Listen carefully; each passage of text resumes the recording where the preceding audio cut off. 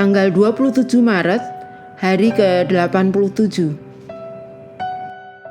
Bacaan firman Tuhan dari 2 Samuel pasal 11 sampai 14. Kejatuhan Daud yang tragis. Garis besar. Bagian bacaan hari ini menandai titik balik tragis dalam kehidupan Daud. Saat diam di istana, bukannya bertempur di medan perang, Daud menyerah pada godaan dan melakukan perzinahan dengan Batsheba. Suatu tindakan yang kemudian Daud coba sembunyikan dengan kebohongan, tipu daya, dan akhirnya pembunuhan. Meskipun dosa Daud serius, tanggapannya terhadap pengungkapan dosa itu patut dicontoh. Aku sudah berdosa kepada Tuhan.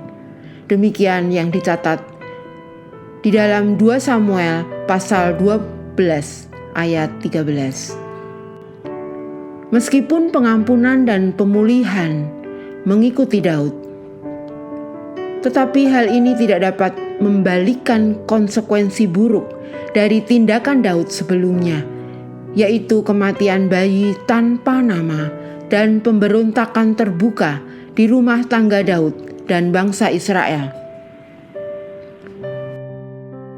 Renungan harian. Ambillah selembar kertas dan tulis di atasnya hal-hal yang tidak pernah terjadi pada saya. Kemudian buat daftar setidaknya 5 bencana moral, spiritual, dan keuangan yang Anda rasa tidak akan pernah terjadi pada Anda. Kebangkrutan, perceraian, anak-anak yang hilang, gangguan saraf, dan lain-lain. Pemerintahan Daud ditandai dengan kekayaan materi, keberhasilan militer, prestise sosial, dan janji kemakmuran di masa depan. Namun di dalam hati Daud, kemunduran rohani terjadi dalam hidupnya yang terjadi dalam kemampuannya untuk menahan godaan yang didorong oleh kehidupan hasrat, poligami, dan kesenangan pada ketidakdisiplinan. Ketika saat pencobaan datang, Daud tidak memiliki kekuatan untuk melawan, maka yang lainnya menjadi sejarah. Di mana kemunduran rohani terjadi dalam kehidupan spiritual Anda? Di mana Anda menyiapkan diri untuk mengalami sakit hati di masa depan dengan mengabaikan tanda-tanda bahaya di masa sekarang? Lihatlah kembali daftar bencana yang mustahil dan goreskan kata "jangan pernah" di judul daftar tersebut. Tragedi bisa terjadi pada Anda, sama seperti yang terjadi pada Daud, jika Anda mengalihkan pandangan Anda dari Tuhan.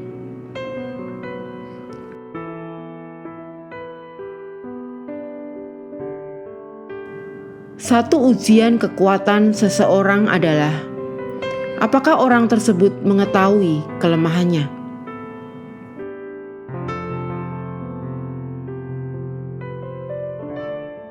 Pendalaman.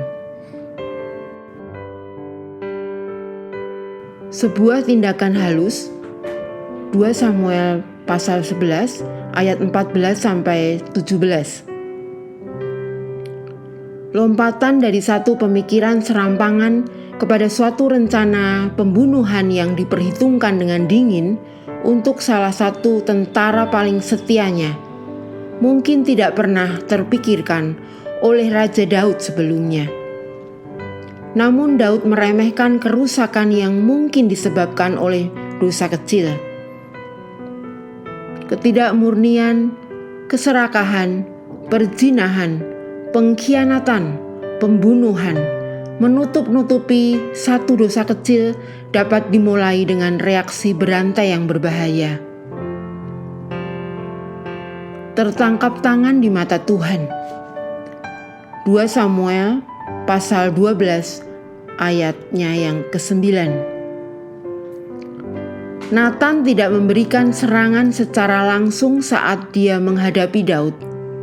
Demikian 2 Samuel pasal 12 ayat 9. Meskipun Daud telah membuat rencana yang sepertinya tidak ada hubungannya dengan kematian Uria, tetapi Tuhan menganggap Daud sama bersalahnya dengan orang yang mungkin telah membunuh Uria dengan pedang. Amin. Tuhan Yesus memberkati.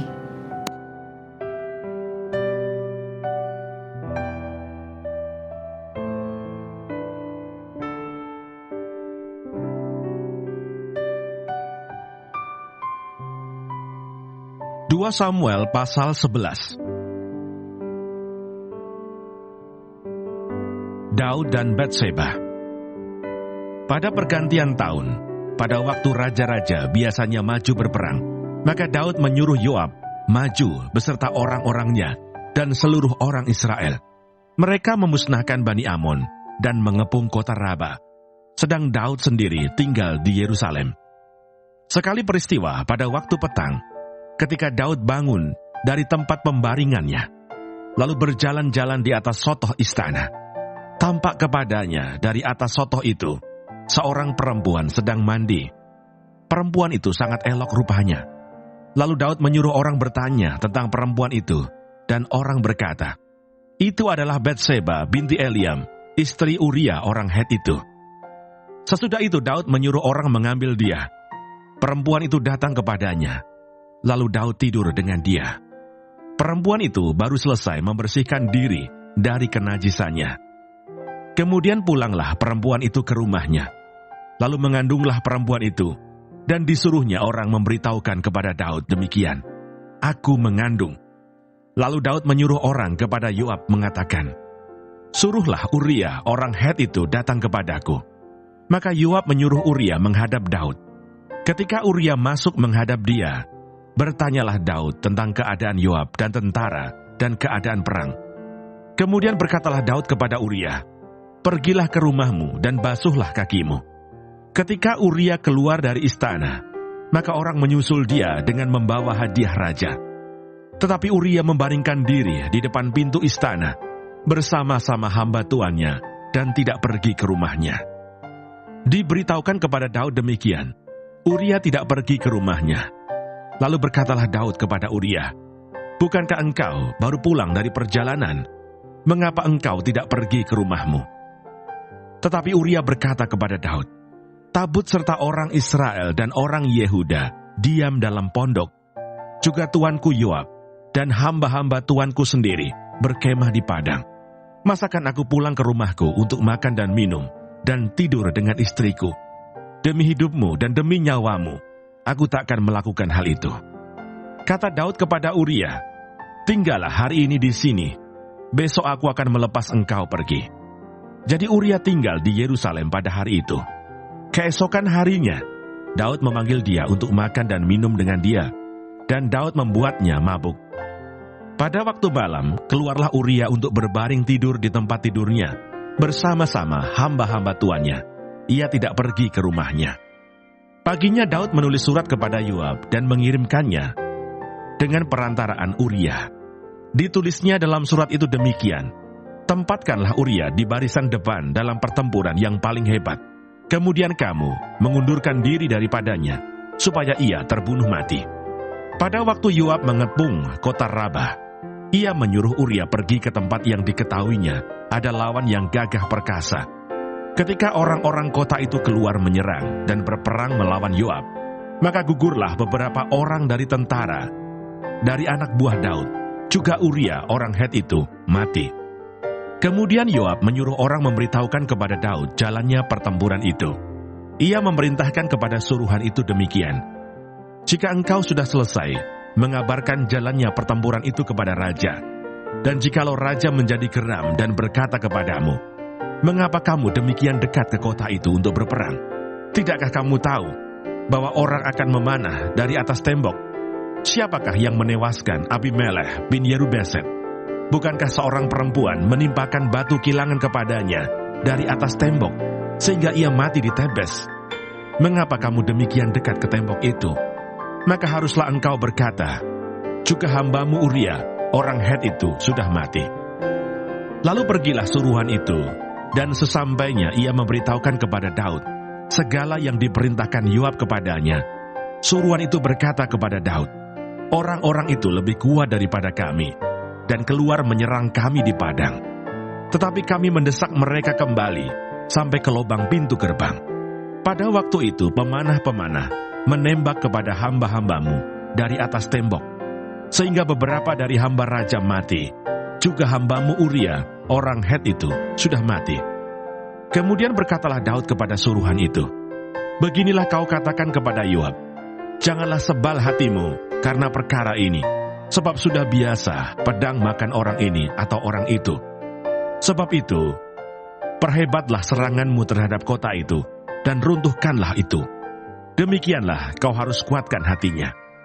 Ketika didengar istri Uria bahwa Uria suaminya sudah mati, maka merataplah ia karena kematian suaminya itu. Setelah lewat waktu berkabung, maka Daud menyuruh membawa perempuan itu ke rumahnya. Perempuan itu menjadi istrinya dan melahirkan seorang anak laki-laki baginya. Tetapi hal yang telah dilakukan Daud itu adalah jahat di mata Tuhan. 2 Samuel pasal 12. Nathan memperingatkan Daud sehingga Daud menyesal. Tuhan mengutus Nathan kepada Daud. Ia datang kepada Daud dan berkata kepadanya, ada 2 orang dalam suatu kota, yang seorang kaya, yang lain miskin. Si kaya mempunyai sangat banyak kambing domba dan lembu sapi. Si miskin tidak mempunyai apa-apa, selain dari seekor anak domba betina yang kecil, yang dibeli dan dipeliharanya. Anak domba itu menjadi besar padanya bersama-sama dengan anak-anaknya, makan dari suapnya dan minum dari pialanya, dan tidur di pangkuannya, seperti seorang anak perempuan baginya. Pada suatu waktu orang kaya itu mendapat tamu, dan ia merasa sayang mengambil seekor dari kambing dombanya atau lembunya untuk memasaknya bagi pengembara yang datang kepadanya itu. Jadi ia mengambil anak domba betina kepunyaan si miskin itu, dan memasaknya bagi orang yang datang kepadanya itu. Lalu Daud menjadi sangat marah karena orang itu, dan ia berkata kepada Nathan, demi Tuhan yang hidup, orang yang melakukan itu harus dihukum mati, dan anak domba betina itu harus dibayar gantinya 4 kali lipat, karena ia telah melakukan hal itu, dan oleh karena ia tidak kenal belas kasihan. Kemudian berkatalah Nathan kepada Daud, engkaulah orang itu.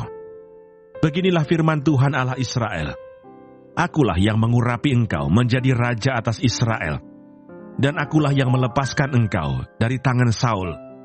Telah kuberikan isi rumah tuanmu kepadamu, dan istri-istri tuanmu ke dalam pangkuanmu. Aku telah memberikan kepadamu kaum Israel dan Yehuda, dan seandainya itu belum cukup, tentu ku tambah lagi ini dan itu kepadamu. Mengapa engkau menghina Tuhan dengan melakukan apa yang jahat di matanya? Uria orang Het itu kau biarkan ditewaskan dengan pedang. Istrinya kau ambil menjadi istrimu, dan dia sendiri telah kau biarkan dibunuh oleh pedang Bani Ammon. Oleh sebab itu, pedang tidak akan menyingkir dari keturunanmu sampai selamanya, karena engkau telah menghina aku dan mengambil istri Uria orang Het itu untuk menjadi istrimu. Beginilah firman Tuhan, bahwasanya malapetaka akan kutimpakan ke atasmu yang datang dari kaum keluargamu sendiri. Aku akan mengambil istri-istrimu di depan matamu dan memberikannya kepada orang lain. Orang itu akan tidur dengan istri-istrimu di siang hari, sebab engkau telah melakukannya secara tersembunyi. Tetapi aku akan melakukan hal itu di depan seluruh Israel secara terang-terangan. Lalu berkatalah Daud kepada Nathan, aku sudah berdosa kepada Tuhan. Dan Nathan berkata kepada Daud, Tuhan telah menjauhkan dosamu itu, engkau tidak akan mati. Walaupun demikian, karena engkau dengan perbuatan ini telah sangat menista Tuhan, pastilah anak yang lahir bagimu itu akan mati. Kemudian pergilah Nathan ke rumahnya, dan Tuhan menulahi anak yang dilahirkan, bekas istri Uria bagi Daud, sehingga sakit. Lalu Daud memohon kepada Allah oleh karena anak itu. Ia berpuasa dengan tekun, dan apabila ia masuk ke dalam, semalam-malaman itu ia berbaring di tanah. Maka datanglah kepadanya para tua-tua yang di rumahnya untuk meminta ia bangun dari lantai, tetapi ia tidak mau. Juga ia tidak makan bersama-sama dengan mereka. Pada hari yang ketujuh matilah anak itu, dan pegawai-pegawai Daud takut memberitahukan kepadanya bahwa anak itu sudah mati. Sebab mereka berkata, ketika anak itu masih hidup, kita telah berbicara kepadanya. Tetapi ia tidak menghiraukan perkataan kita. Bagaimana kita dapat mengatakan kepadanya, anak itu sudah mati? Jangan-jangan ia mencelakakan diri. Ketika Daud melihat bahwa pegawai-pegawainya berbisik-bisik, mengertilah ia bahwa anak itu sudah mati. Lalu Daud bertanya kepada pegawai-pegawainya, sudah matikah anak itu? Jawab mereka, sudah. Lalu Daud bangun dari lantai. Ia mandi dan berurap dan bertukar pakaian. Ia masuk ke dalam rumah Tuhan dan sujud menyembah. Sesudah itu pulanglah ia ke rumahnya, dan atas permintaannya dihidangkan kepadanya roti, lalu ia makan. Berkatalah pegawai-pegawainya kepadanya, apakah artinya hal yang kau perbuat ini? Oleh karena anak yang masih hidup itu, engkau berpuasa dan menangis. Tetapi sesudah anak itu mati, engkau bangun dan makan. Jawabnya, selagi anak itu hidup, aku berpuasa dan menangis, karena pikirku, siapa tahu Tuhan mengasihani aku, sehingga anak itu tetap hidup. Tetapi sekarang ia sudah mati, mengapa aku harus berpuasa? Dapatkah aku mengembalikannya lagi? Aku yang akan pergi kepadanya, tetapi ia tidak akan kembali kepadaku. Kemudian Daud menghibur hati Batsheba istrinya. Ia menghampiri perempuan itu dan tidur dengan dia. Dan perempuan itu melahirkan seorang anak laki-laki. Lalu Daud memberi nama Salomo kepada anak itu. Tuhan mengasihi anak ini, dan dengan perantaraan Nabi Natan, ia menyuruh menamakan anak itu Yedija oleh karena Tuhan.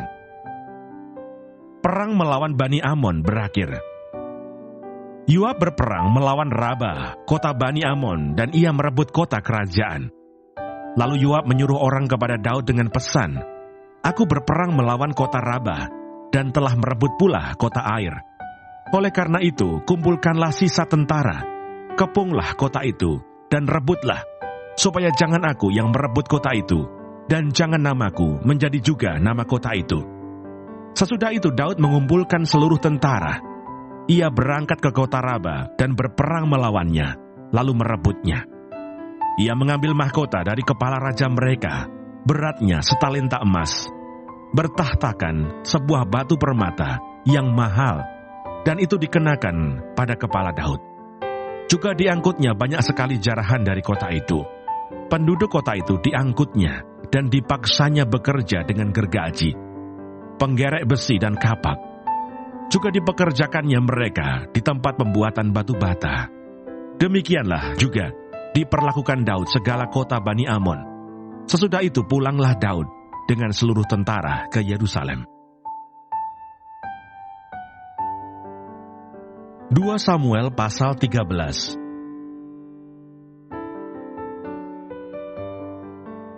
Abnon dan Tamar. Sesudah itu terjadilah yang berikut. Absalom bin Daud mempunyai seorang adik perempuan yang cantik, namanya Tamar. Dan Abnon bin Daud jatuh cinta kepadanya. Hati Abnon sangat tergoda, sehingga ia jatuh sakit karena Tamar, saudaranya itu.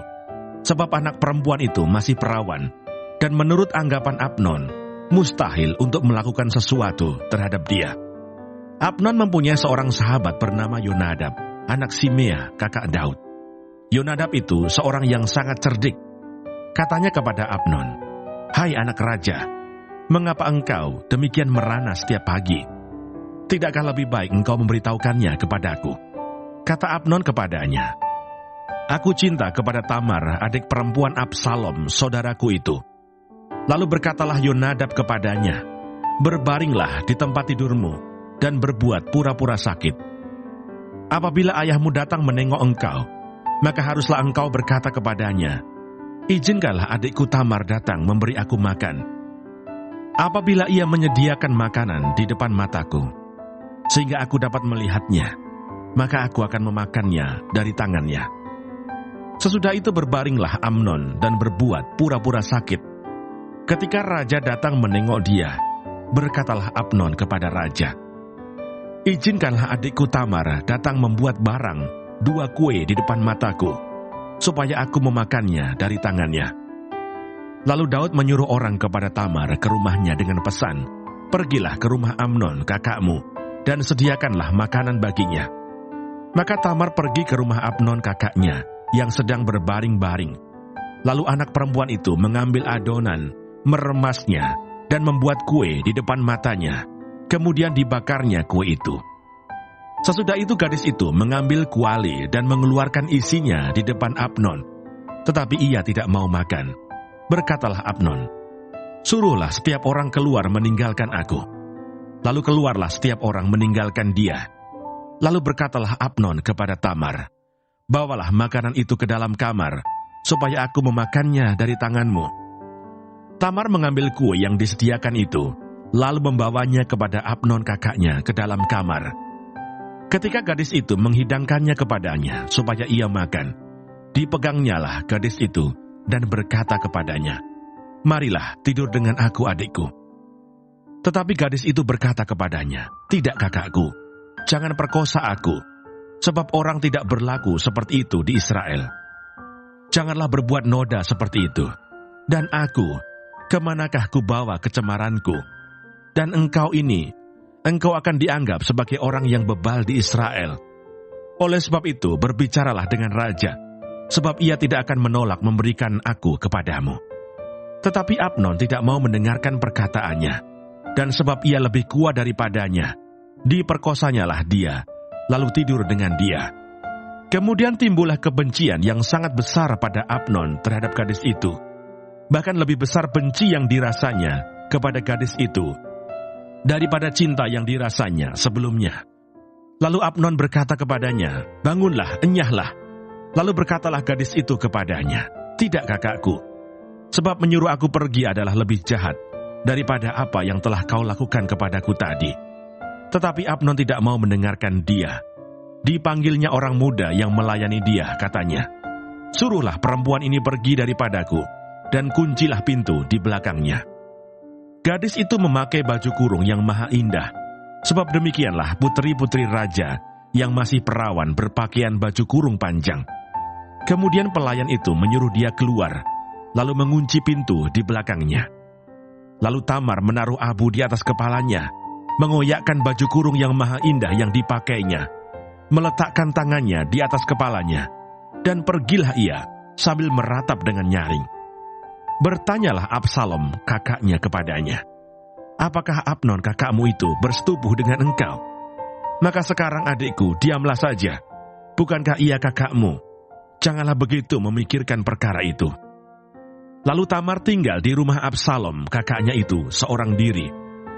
Ketika segala perkara itu didengar Raja Daud, sangat marahlah ia.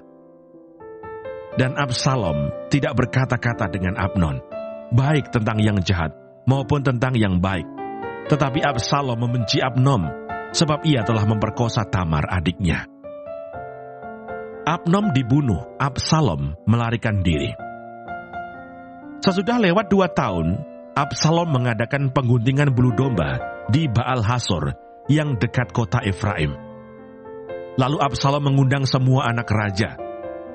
Kemudian Absalom menghadap raja lalu berkata, "Hambamu ini mengadakan pengguntingan bulu domba. Kiranya raja dan pegawai-pegawainya ikut bersama-sama dengan hambamu ini."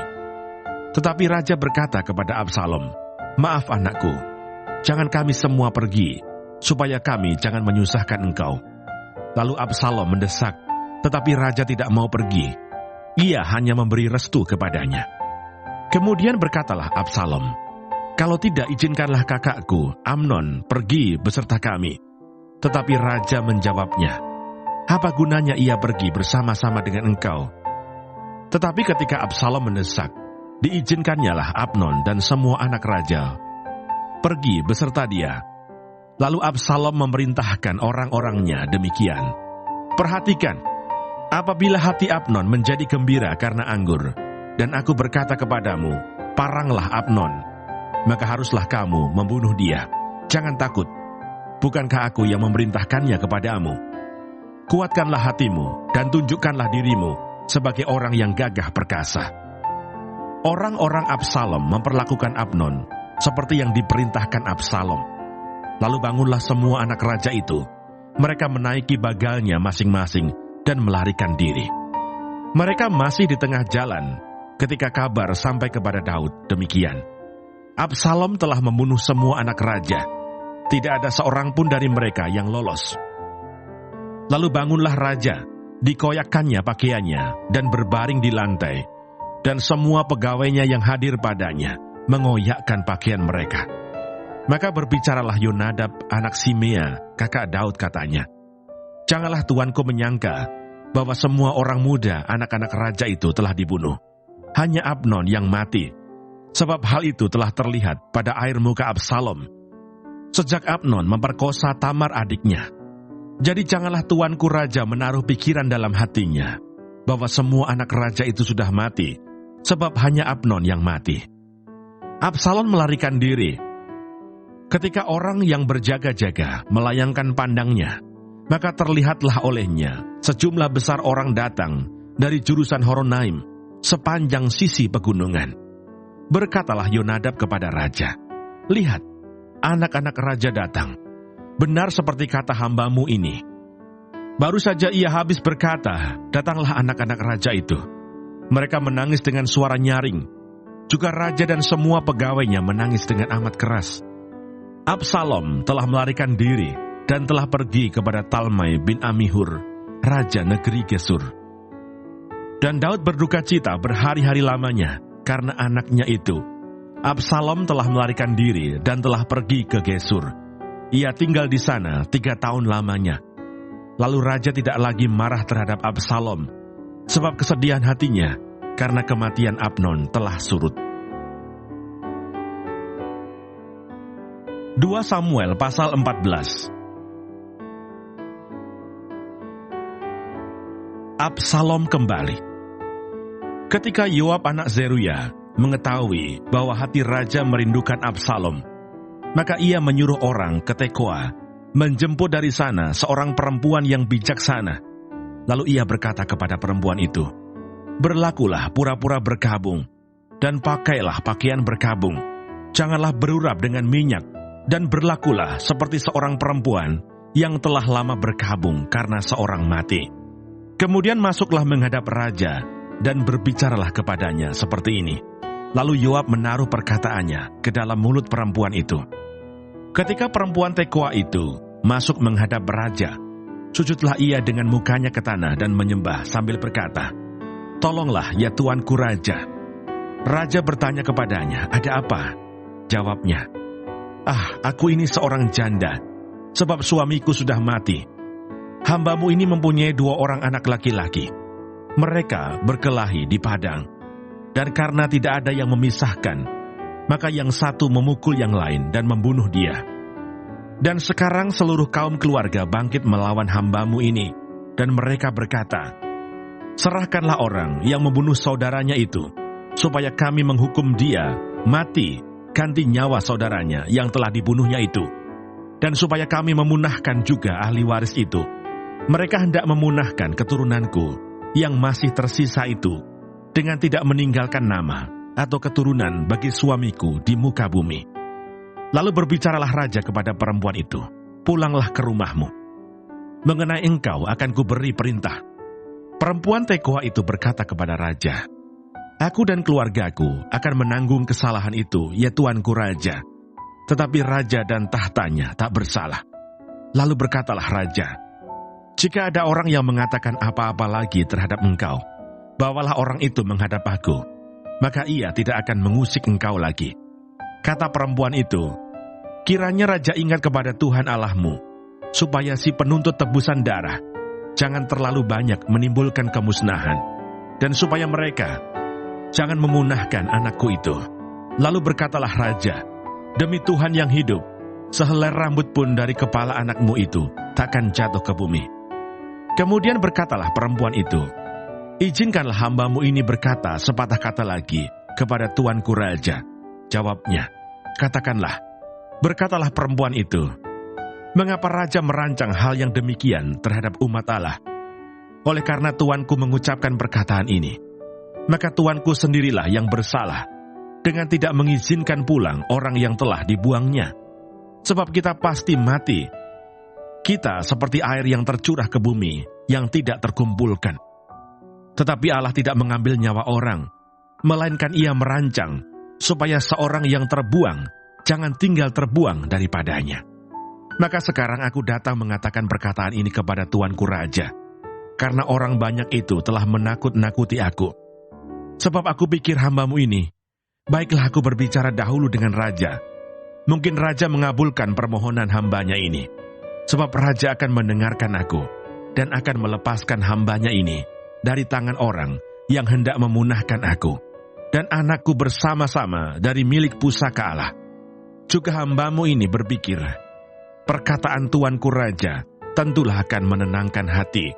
Sebab seperti malaikat Allah, demikianlah tuanku raja yang dapat membeda-bedakan apa yang baik dan jahat, dan Tuhan Allahmu kiranya menyertai tuanku."